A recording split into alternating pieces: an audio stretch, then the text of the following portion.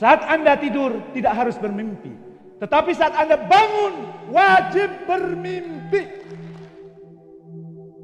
Dan ketika kemudian SD, semua anak diminta maju, termasuk saya, untuk bacakan cita-cita, saya maju. Nama saya Jamil, cita-cita saya insinyur pertanian. Teman sekelas saya ketawa. Anak wong melarat arep dadi insinyur pertanian. Anaknya orang miskin mau jadi seperti, nggak mungkin lah Mel, nggak mungkin. Memang kita miskin harta, tapi jangan pernah miskin cita-cita. Dan guru saya manggil saya Jamil, iya bu, kalau punya cita-cita jangan tinggi-tinggi, itu bagai pungut merindukan bulan. Sampai sekarang saya masih ingat wajah guru saya itu. Baju yang dipakai saya masih ingat. Dan begitu istirahat saya bilang, saya mau jadi insinyur pertanian. Nggak mungkin lah Mel, nggak mungkin. Yang bilang nggak mungkin saya tonjok. Berdarah, dan akhirnya dia ngumpulin teman-temannya. Ternyata setelah teman-temannya kumpul, dia mau ngeroyok saya. Tahu saya mau dikeroyok, maka kemudian saya lari. Dan begitu saya lari, salah satu di antara mereka namanya Wagisan ngambil bambu dan kemudian dilempar ke saya. Ini ngenai kepala saya. Ini adalah pitak insinyur pertanian. Ya. Darahnya banyak, diperban masih ngalir. Akhirnya saya diantar pulang sama guru saya. Datang ke rumah saya. Sampai rumah saya ceritakan kepada bapak saya. Dan bapak saya tidak menjawab pertanyaan apa-apa. Dia cuma meluk saya. Jamil, kamu mau jadi insinyur pertanian atau tidak? Mereka tidak peduli. Buktikan kepada orang-orang yang menghina kamu bahwa kamu bisa menjadi insinyur pertanian. Buktikan Mel.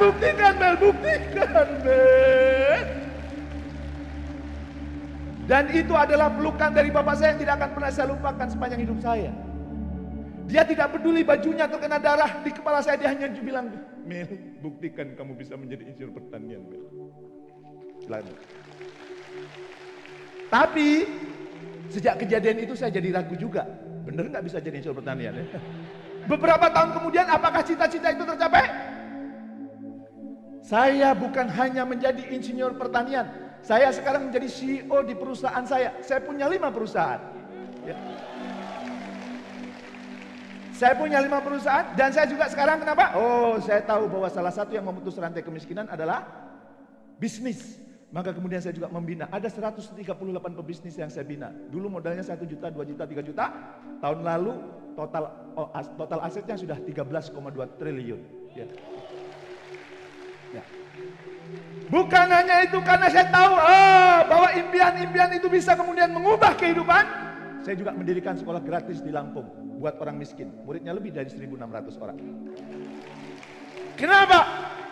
Saya tidak ingin masa depan anak-anak yang harusnya hebat, anak-anak yang luar biasa dirampas oleh orang-orang yang mengatakan mimpimu terlalu tinggi kali. Enggak. Karena setiap orang yang terus tumbuh itu punya impian. Dan bukan hanya itu, sekarang saya sudah nulis 10 buku. Buku pertama saya adalah Kubik Leadership.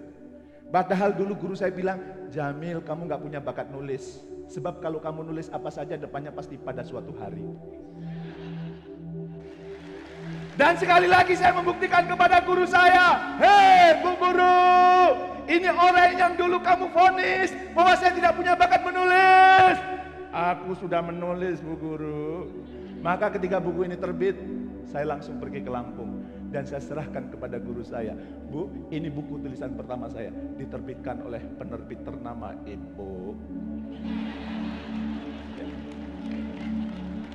Dan bukan hanya ini, bukan hanya bestseller, buku ini juga diterbitkan dalam bahasa Melayu di Malaysia. Betul? Di Malaysia juga bestseller. Ini buku kedua saya, ini cuplikan banyak hidup yang saya kagumi termasuk perjalanan hidup saya. Saya dulu anak orang miskin, tinggal di tengah hutan di Lampung. Waktu SMP saya cari biaya sendiri. Waktu SMA setiap hari saya beda 46 kilo. Waktu saya kuliah di IPB dulu saya jualan koran. Dan untuk menghemat hidup saya, waktu saya kuliah di IPB dulu saya tidurnya di mes. Ya. Masjid jadi gratis. Ya. Ya. Dan saya makannya jam setengah 1 siang. Itu gabungan makan pagi, makan siang, dan makan malam. Makanya waktu saya kuliah di IPB dulu beratnya cuma 54 kilo. Sekarang saya 79 kilo. Berarti 25 kilo lebih kurus dibandingkan hari ini. Saya dulu sebelum menikah dengan dia doanya adalah, ya Allah, turunkanlah seleranya. Saya punya kebiasaan setiap bulan Januari saya pergi umroh. Besok minggu saya berangkat. Ya, ya. Keluarga saya ajak. Dan apa yang saya lakukan di sana? Sebelum berangkat ke Tanah Suci, saya membuat proposal hidup kepada Tuhan. Nanti di sana doanya cukup pendek-pendek. Ya Allah, inilah jalan hidup yang saya akan tempuh. Kalau dengan ini kau semakin menyintaiku, bantu aku. Kalau dengan ini keberadaanku memberi manfaat buat orang-orang di sekitarku, bantu aku. Tapi kalau dengan ini kau murka kepadaku, keberadaanku membebani orang-orang yang menyintaiku, berilah petunjukmu kepadaku. Kan doanya cukup begitu. Ya. Kalau Anda ingin move on, Anda harus punya 4 on. Vision, action, passion, collaboration. Ya. Ya. Ngomong itu ya, mengubah. Ngomong, jangan asal ngomong. Kenapa? Karena ada pepatah mengatakan, 1 peluru hanya bisa menembus 1 kepala, tapi 1 kata bisa menembus jutaan kepala. Ya. Maka kalau Anda mau presentasi, meyakinkan orang, maka presentasinya ya change, yang mengubah. Jangan asal gedabrus. Gedabrus itu ngomong doang. Ya. Harus kemudian sesuatu yang memberikan perubahan. Kenapa? Karena ketika kita mengajak orang untuk kemudian berkembang, bukan semata-mata untuk kita, supaya mereka tumbuh, berkembang, maju. Apa yang membedakan anak desa kaya dan anak desa miskin? Anak desa miskin punya dream, anak desa kaya tidak punya dream. Dan apa yang terjadi? Anak desa miskin sekarang berdiri di panggung ini dan anak desa yang kaya yang melempar saya pakai bambu sekarang menjadi buruh tani di Lampung. Dream kelihatannya sederhana, tapi mempengaruhi banyak orang. Maka kalau di rumah saya, setiap anak yang sudah SMA wajib nyusun dream. Oke. Dan dream itu seperti jeruk nipis. Kalau Anda punya impian, saya ingin meraih sesuatu, itu akan mempengaruhi hormon-hormon dalam tubuh kita. Maksudnya apa? Kalau nggak percaya bahwa dream itu mempengaruhi hormon-hormon dalam tubuh kita, mari kita melakukan uji coba sederhana. Mohon maaf dengan segala hormat. Tangan kiri maju ke depan. Bayangkan pegang jeruk nipis. Tahu rasanya jeruk nipis? Asem, kecut. Yang tangan kanan bayangkan pegang pisau. Yuk jeruknya kita belah bareng-bareng. Tuh lihat airnya keluar banyak banget. Dan kemudian jeruknya kita jilat. Gimana rasanya? Asam. Jeruknya ada nggak? Apa yang kita pikirkan mempengaruhi hormon-hormon dalam tubuh kita. Ya. Maka kalau di ruangan ini ada yang berpikir, hei, aku ini turunan orang miskin, bapakku miskin, mbahku miskin, saudaraku miskin, bahkan di dalam tulangku ada tulisannya miskin. Maka sampai meninggal, miskin benar. Dream itu mempengaruhi hormon-hormon. Kalau dalam bahasa agama apa? Tuhan itu sesuai dengan prasangka hambanya. Kalau Anda berprasangka sukses, Anda sukses. Ya. Kalau Anda berprasangka, aduh berat hidup ini, maka hidup Anda berat. Saya dulu pernah punya prasangka. Apa prasangka saya? Saya nggak mau punya duit banyak. Kenapa? Duit itu sumber perpecahan, duit itu sumber maksiat, duit itu urusan dunia. Dan saya tidak pernah punya duit banyak. Sekarang prinsip hidup saya harus punya duit sebanyak-banyaknya. Kenapa? Buat bantu orang, buat nolong orang, buat mensupport orang. Ya. Dan alhamdulillah Allah Tuhan yang Maha Kuasa kurniakan ke saya duit yang banyak. Ya. Yang berikutnya, dream itu juga seperti hiu kecil. Apa hiu kecil? Anda tahu orang Jepang paling suka makan apa? Makan hiu bukan? Makan ikan. Karena orang Jepang mania ikan, lama-lama persediaan ikan di sekitar laut Jepang menipis. Dan para nelayan kalau nangkap perlu ke tengah laut. Karena kemudian ikannya makin menipis, nyarinya perlu waktu yang lama. Dibawa ke darat, dijual. Laku? Enggak, ikannya sudah bau. Maka para nelayan Jepang berpikir bagaimana caranya supaya ikan ini enggak bau. Kapalnya masih ada, dikasih freezer. Ikannya ditangkap, masukkan freezer. Ikannya ditangkap, masukkan freezer. Ikannya ditangkap, masukkan freezer. Dibawa ke darat, dijual. Laku? Enggak, orang Jepang tidak suka ikan yang sudah dibekukan. Kurang enak. Maka para nelayan Jepang berpikir bagaimana caranya supaya ikannya enggak beku.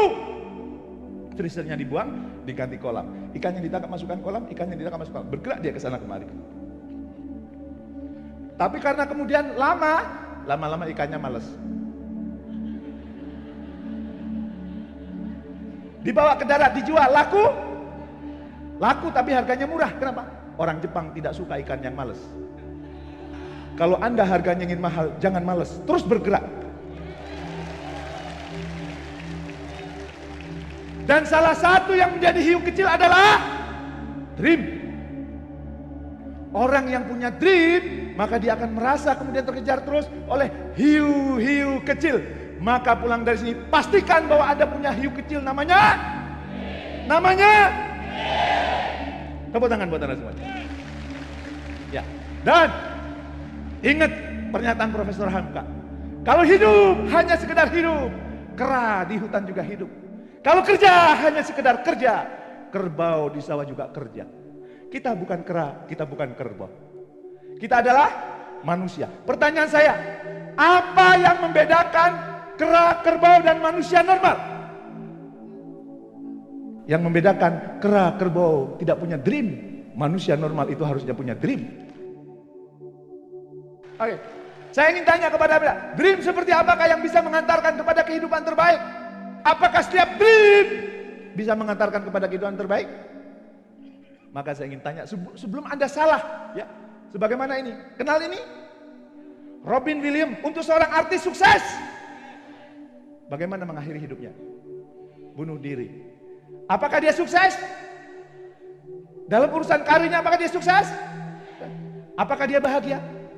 Hati-hati, dia punya dream ingin menjadi pemain film. Begitu sudah jadi pemain film, bunuh diri. Nih, ya, siapa? Whitney Houston. Apakah dia sukses? Sukses, dapat 7 Grammy Award.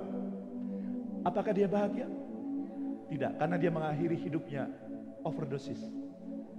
Maka pertanyaannya, lalu dream seperti apa yang dibutuhkan supaya saya tidak seperti mereka, Pak?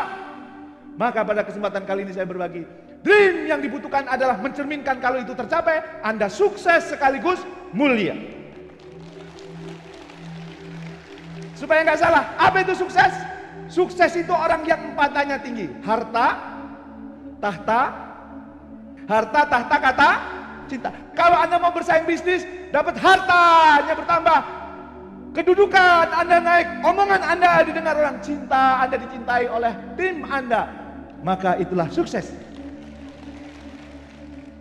Yang mengantarkan kebahagiaan yang mana? Kalau Anda disertai dengan mulia. Apa yang itu mulia? Harta, tahta, kata, cinta yang sudah Anda peroleh. Jangan lupa dijadikan sumber manfaat buat orang-orang di sekitar kita. Sesungguhnya orang paling mulia di antara kita adalah yang paling banyak memberi manfaat buat orang lain. Tidak boleh Anda bisnis sendirian, berhasil sendirian. Karena kalau Anda berhasil sendirian, itu namanya sukses doang. Dan boleh jadi di masa tua Anda bunuh diri atau overdosis. Maka Anda harus mulia apa? Memberi manfaat buat sekitar Anda. Sepakat? Setuju? Saya kasih kata kunci. Mana Pak yang disebut pemimpin sukses? Saya ibaratkan pakai kereta. Lokomotifnya ada di mana? Depan. Kalau lokomotifnya rusak, keretanya jalan nggak? Itulah leader masa lalu, leader Argo Bromo. Semuanya tergantung pada dia. Kalau leadernya sakit, bisnisnya nggak jalan. Itu leader Argo Bromo. Tahun 2012 saya pergi ke Jepang, ya. Saya naik kereta jarak tempuhnya sama Jakarta Surabaya, tapi hanya ditempuh dalam waktu 2 jam. Pertanyaan saya, di mana lokomotifnya? Lokomotif Shinkansen ada di setiap gerbong. Apa pelajarannya? Kalau Anda larinya ingin cepat, maka ciptakan leader-leader di setiap gerbong. Jangan cuma sendirian. Leader yang baik itu melahirkan leader, bukan menghasilkan follower.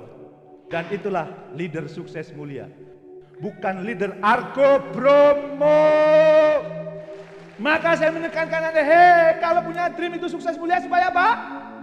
Menyelamatkan kehidupan Anda di dunia dan kehidupan setelah dunia.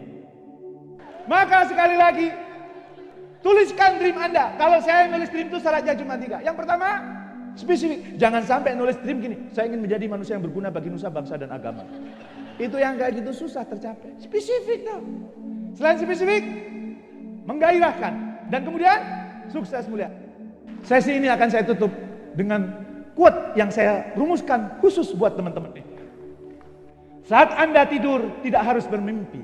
Tetapi saat Anda bangun, wajib bermimpi.